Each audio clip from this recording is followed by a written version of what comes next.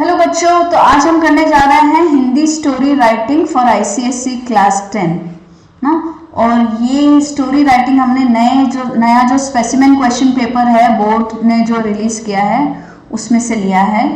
तो आइए शुरू करते हैं। ये जो स्टोरी राइटिंग होता है वो होता है सेक्शन ए का पार्ट क्वेश्चन 1 ना। Right a short composition in Hindi of approximately 250 words. 250 words का लिखना होता है कोई भी टॉपिक पे, और ये फोर्थ वाला सब टॉपिक होता है कहानी वाला। तो एक मौलिक कहानी लिखो जिसके अंत में ये स्पष्ट हो, जाको राखे साइया मार सके ना कोई। तो ये हमारा अभी का जो इस साल का नया स्पेसिमेन क्वेश्चन पेपर है उसमें से लिया गया ये क्वेश्चन है। तो आइए शुरू करते हैं। बिफोर स्टार्टिंग मैं आपको बता दूं कि इसका आंसर मैंने इस बुक से लिया है जिसका लिंक मैं नीचे डिस्क्रिप्शन बॉक्स में डाल दूंगी। बहुत ही अमेजिंग बुक है बच्चों, 61 sample question papers for ICSE class 10। इसमें सभी सब्जेक्ट्स कंबाइंड है और ये स्ट्रिक्टली बेस्ड है लेटेस्ट सिलेबस पे जो कि काउंसिल ने प्रिस्क्राइब किया है। और new specimen question papers release by CISC in May 2024 fully solved दे रखा है। गुरुकुल बाय ओसवाल द्वारा ये बुक दे रखी है फॉर 2025 एग्जामिनेशन। तो let's start quickly without wasting time. तो हम ये जाको राखे साइया मार सके ना कोई पे कहानी लिख रहे हैं। तो आइए शुरू करते हैं। एक बार एक राज्य में सुजान सिंह नाम का एक लकड़हारा रहता था। वह एक सीधा साधा एवं मेहनती व्यक्ति था। रोज की भांति एक दिन वह जंगल में लकड़ी काटने गया। पिछले कुछ दिनों से उसका स्वास्थ्य ठीक नहीं था, परंतु पैसे की अधिक आवश्यकता होने के कारण उस दिन उसने बहुत लकड़ियां काटी। थकान होने के बावजूद भी वह अपने कार्य में जुटा रहा। देखते देखते उसकी भूख उजागर होने लगी, इसलिए उसने एक पेड़ के नीचे बैठकर भोजन करने का निश्चय किया। वह खाना खाने के लिए जैसे ही बैठा उसे एक औरत के रोने की आवाज आई।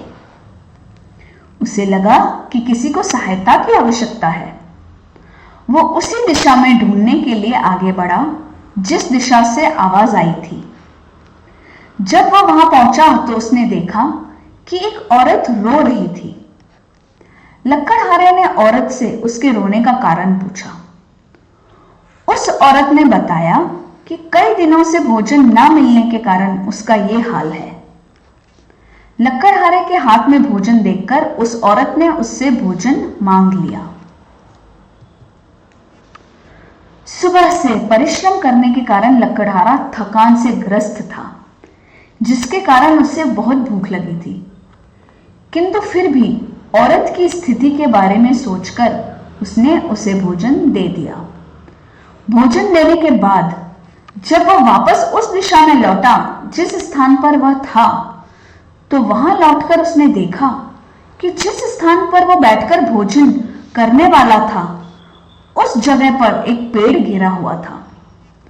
लकड़हारे को अनुभव हुआ कि कैसे भगवान ने उसके प्राणों की रक्षा की। यह सोचकर उसने भगवान को धन्यवाद दिया और वहां से प्रस्थान किया। इसीलिए तो कहते हैं जाको राखे साइया मार सके ना कोई। तो बच्चों ये बहुत ही सुंदर सी कहानी लिख दी है हमने 250 वर्ड्स की।